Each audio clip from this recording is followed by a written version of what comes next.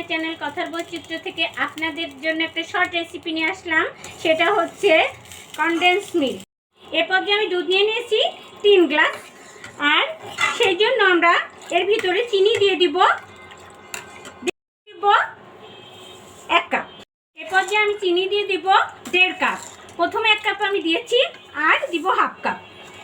মাত্র 3টি উপকরণ দিয়ে আপনারা এই কনডেন্স মিল্কটা ঘরেই বানিয়ে নিতে পারবেন।